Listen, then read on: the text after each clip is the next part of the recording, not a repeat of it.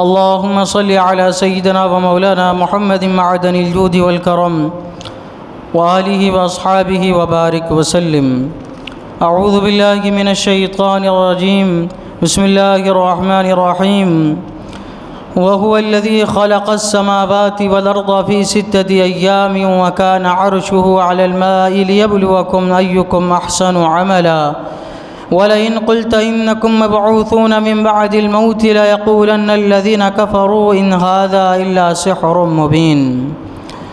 اور وہی ہے جس نے آسمانوں اور زمین کو 6 دن میں بنایا اور اس کا عرش پانی پر تھا کہ تمہیں آزمائے تم میں کس کا کام اچھا ہے، اور اگر تم فرماؤ کہ بے شک تم مرنے کے بعد اٹھائے جاؤ گے تو کافر ضرور کہیں گے کہ یہ تو نہیں مگر کھلا جادو.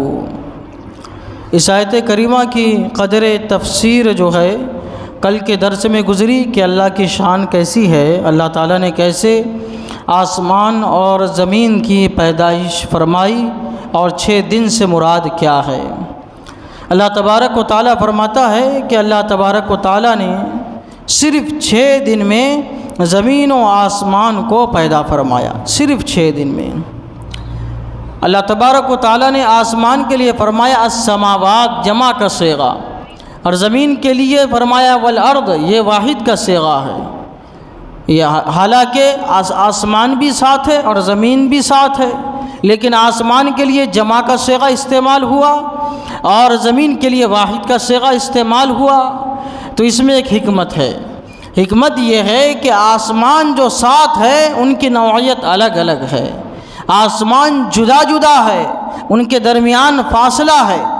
اتنا فاصلہ ہے کہ حضور صلی اللہ تعالیٰ علیہ وسلم فرماتے ہیں کہ ایک تیز اونٹ تیز سواری کر کے ایک آسمان سے دوسرے آسمان کا سفر کرے تو 500 سال میں پہنچے گا.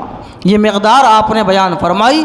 ایک آسمان کے درمیان ایک آسمان سے دوسرے آسمان کے درمیان کا فاصلہ 500 سال کی مسافت کا ہے. آسمان کی نوعیتیں الگ الگ ہے. اب آپ دیکھیے آسمان کیا ہے، یہ الگ الگ ہے. پہلا جو آسمان ہے، یہ پہلا آسمان یہ جھاگ سے بنا ہوا ہے، منجمد جھاگ، جمی ہوئی جھاگ سے بنا ہوا ہے. اسے فلک القمر کہتے ہیں. مرنے کے بعد جب مسلمان کا انتقال ہوتا ہے مومن کا، تو مسلمانوں کی روحیں یہی پہلے آسمان پر ہوتی ہے، لیکن ان روحوں کا تعلق جسموں سے بدستور رہتا ہے، منقطع نہیں ہوتا ہے، ٹوٹتا نہیں ہے. دوسرا جو آسمان ہے وہ سفید موتی کا بنا ہوا ہے، وہ عالم ارواح اسے کہا جاتا ہے اور اسے فلک عطارد کہتے ہیں. تیسرا جو آسمان ہے وہ لوہے کا بنا ہوا ہے، یہاں پہ اس کو جو ہے فلک زہرہ کہا جاتا ہے. اور زاہدین اولیاء کرام کی جو روحیں ہیں وہ تیسرا آسمان ان کا ٹھکانہ ہے. چوتھا آسمان پیتل کا بنا ہوا ہے، یہ سورج کا فلک ہے. اور عارفین کی روح ہے جو زاہدین سے بڑا مرتبہ جن کا ہوتا ہے، عارفین کی روح ہے وہاں رہتی ہے. پانچواں آسمان تانبے کا بنا ہوا ہے، یہ مریخ کا فلک ہے. اور انبیاء کرام علیہم السلام کا عالم بھی یہی ہے. آپ کی دنیا، انبیاء کرام کی دنیا وہی ہے. اور چھٹا آسمان چاندی کا بنا ہوا ہے، اس کو مشتری کا فلک کہا جاتا ہے. اور مقام رسول علیہم السلام یہی ہے، یعنی جو رسولان اعظام ہیں ان کا مقام وہاں پہ ہے. اور ساتواں آسمان سونے سے بنا ہوا ہے، وہ زحل کا مدار اس کو کہا جاتا ہے. اور اولو العزم رسول، برگزیدہ رسول جن کا نام قرآن کریم میں مذکور ہے، وہ ان کا ٹھکانہ ہوا ہے، ان کا مقام کیا ہے، 7ویں آسمان پہ ہے. پھر اس سے اوپر جو ہے 7ویں آسمان پہ اوپر اتنی ہی فاصلے پر، یعنی ایک آسمان سے دوسرے آسمان کے درمیان جتنا فاصلہ ہے اتنی ہی فاصلے پر کرسی ہے، جس کا ذکر قرآن کریم کی آیتوں میں ہے. جو مرسلین اور کتب سماوی کا مقام ہے. مرسلین یعنی انبیاء جو رسولان اعظام ہوئے خاص ان کا مقام و مرتبہ ہے. اور بالکل اتنے ہی فاصلے پر کرسی سے آگے جتنا فاصلہ ایک آسمان سے دوسرے آسمان کے درمیان ہے 500 سال، کرسی سے آگے عرش کا مقام ہے۔ یہاں پہ ہے ہمارے حضور سرور دو عالم صلی اللہ تعالی علیہ وسلم کی روح مبارکہ۔ یہی جو ہے فیصلے ہوتے ہیں، وعدے وعید ہوتے ہیں، کسی کو حکم دیا جاتا ہے، کسی کام سے روکا جاتا ہے، یعنی احکام الہیہ اللہ تعالیٰ کے احکام جو ہے وہیں سے صادر ہوتے ہیں۔ یہ آسمان کی نوعیت ہے، آسمان کے بارے مختصر معلومات ہے۔ زمین کا ذکر اللہ نے فرمایا، لیکن زمین کے بارے میں میں نے کہا کہ اللہ تعالیٰ نے زمین کے لیے واحد کا صیغہ استعمال فرمایا۔ کیوں؟ اس میں وجہ یہ ہے کہ آسمان ساتھ ہے لیکن نوعیت الگ الگ ہے کہ جدا جدا ہے، لیکن زمین جو ساتھ ہے ان کی نوعیت یہ ہے کہ زمین آپس میں ملی ہوئی ہے، بالکل ایسے ہی جیسے کہ پیاز کی پتریاں آپس میں ملی ہوئی ہوتی ہیں، پیاز کے چھلکے جیسے آپس میں ایک دوسرے پیوست ہوتے ہیں، ویسے ہی یہ زمین جو ہے آپس میں ملی ہوئی ہے، ساتھ ہے لیکن کیا ہے، یہ آپس میں پیاز کے چھلکے کی طرح ملی ہوئی ہے۔ بعض لوگوں نے کہا زمین اپنے خطوں کے لحاظ سے ساتھ ہے، اس طرح انہوں نے تقسیم کی، مغرب ہے، مشرق ہے، شمال ہے، جنوب ہے، جنگل، دلدل، بستی، آبادی، یہ بحری یعنی سمندری چیزیں، یہ سب ملا کے کیا ہوتی ہے، زمین کی ساری چیزیں ملا کے ساتھ ہوتی ہے، اس طرح سے اس کے ساتھ تقسیم ہوئی ہے۔ بعض لوگوں نے گہرائی کے اعتبار سے اس کو ناپا تو کہنے لگے مٹی اور پتھر یہ ایک ہے، ریت الگ چیز ہے، پھر اس کے علاوہ پھر پتھر ہوتا ہے ایک قسم کا، وہ الگ چیز ہے، سرد علاقہ الگ چیز ہے، معتدل علاقہ الگ چیز ہے، یہ گرم علاقہ الگ چیز ہے، سیاہ یعنی ایک دم کالا جس کو تحت الثری کہا جاتا ہے، ایک دم نیچے کا مقام، یہ الگ چیز ہے، تو یہ کل ملا کے جو ہے وہ ساتھ ہوتے ہیں۔ الغرض یہ کہ اللہ تبارک و تعالیٰ کی یہ سب شاہکار ہے، اللہ تعالیٰ کی قدرت کے مظاہرے ہے اس میں۔ اللہ تبارک و تعالیٰ نے اتنے بڑے آسمانوں کو اور اتنی بڑی زمین کو، زمین پر موجود ساری چیزوں کو اللہ تبارک و تعالیٰ فرماتا ہے صرف اللہ نے 6 دن میں پیدا فرمایا، 6 دن میں۔ اور اس کے بعد اللہ تعالیٰ فرماتا ہے وَكَانَ عَرْشُهُ عَلَى الْمَاءِ وَكَانَ عَرْشُهُ عَلَى الْمَاءِ، اور اس کا عرش پانی پر تھا۔ اللہ تعالیٰ اپنے عرش کے بارے میں فرماتا ہے اور اس کا عرش جو ہے پانی پر تھا۔ میں نے بتایا کہ آسمانوں کے بعد کرسی کا مقام، اور کرسی کے بعد کیا ہے، عرش کا مقام ہے۔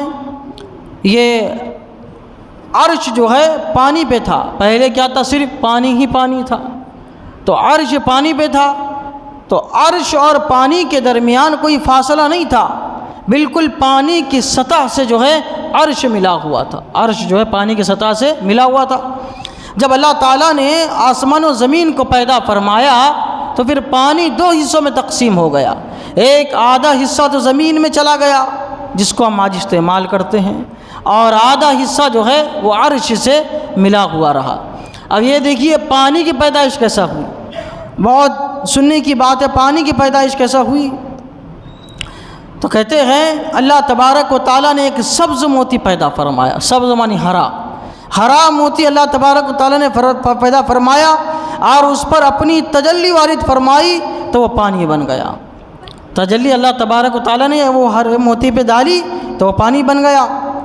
اس طرح جو ہے اللہ تبارک و تعالیٰ نے پانی کی تخلیق فرمائی۔ اور کہتے ہیں اللہ تبارک و تعالیٰ نے سب سے پہلے حضور صلی اللہ تعالیٰ علیہ وسلم کے نور کو پیدا فرمایا۔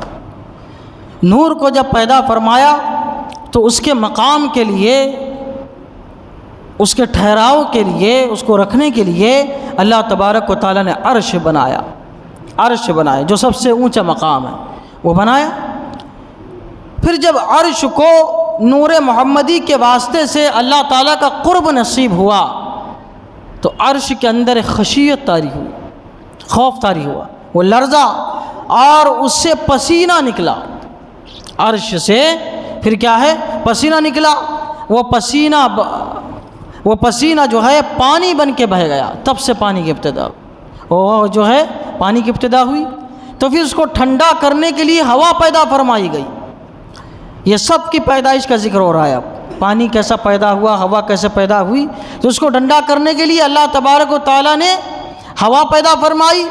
پھر پانی پر تجلی ذات وارد ہوئی، اللہ تعالیٰ کے ذات کی تجلی وارد ہوئی تو اس میں جوش پیدا ہوا جس سے دھواں پیدا ہو گیا، پھر یہ دھواں ایسا وجود میں آیا اور جھاگ بن گیا، اور دھوئیں سے سات آسمان دھوئیں سے کیا بن گئے؟ یہ 7 آسمان، اور وہ جھاگ نکلی، وہ جھاگ سے زمین بھر گئی، اور جھاگ کی گرمی سے پھر پہاڑ بن گئے، پھر دھاتیں اس میں جو ہے پیدا ہوگی۔ دھوئیں کے مختلف دھاتوں میں دھوئیں کو جو ہے اللہ تعالیٰ نے مختلف دھاتوں میں شکل دے کر آسمان کو مزین فرمایا۔ اللہ تبارک و تعالیٰ نے ان کو جو ہے یہ اس طرح جو ہے ان چیزوں کو پیدا فرمایا۔ الغرض یہ ہے کہ اللہ تبارک و تعالیٰ فرماتا ہے اللہ تعالیٰ نے پانی پر عرش کو رکھا، عرش کو بنایا، لیبلوکم ایکم احسن عملا، کہ تمہیں آزمائے کہ تم میں کس کا کام اچھا ہے۔ یعنی یہ کہ جب اللہ تبارک و تعالیٰ کی ان قدرت کے مظاہرے کو ایک انسان دیکھے تو اللہ تبارک و تعالیٰ کی ذات پر ایمان لائے، اور اللہ تبارک و تعالیٰ یہ باتیں اس لیے بیان فرما رہا ہے کہ ہر ایک انسان کی عقل ہر ایک چیز تک نہیں پہنچ سکتی، انسان کی طرح بھی ترقی کر لے آسمان کی حقیقت تک نہیں پہنچ سکتا، زمین جو تحت الثری ہے اس کی حقیقت تک نہیں پہنچ سکتا، تو اللہ تعالیٰ کی ذات کی جو حقیقت ہے اس تک نہیں پہنچ سکتا، اس کے بارے میں زیادہ غور و فکر نہیں کرنا ہے۔ جس طرح تم آسمانوں کی حقیقتوں کو مانتے ہو، زمین کی حقیقتوں کو مانتے ہو، اسی طرح اللہ تبارک و تعالیٰ کی ذات کو بھی بغیر چوں چرا تسلیم کرو اور اسی پر ایمان لاؤ۔ اللہ تعالیٰ کی بارگاہ میں دعا ہے قرآن شریف سیکھنے سمجھنے اور اس کے مطابق ہم سب کو اپنی زندگی گزارنے کی توفیق عطا فرمائے۔ اشہد ان لا الہ الا اللہ واشہد ان محمدا عبدہ ورسولہ وصلی اللہ تعالی علی سیدنا محمد وعلی آلہ وصحبہ اجمعین برحمتک یا ارحم۔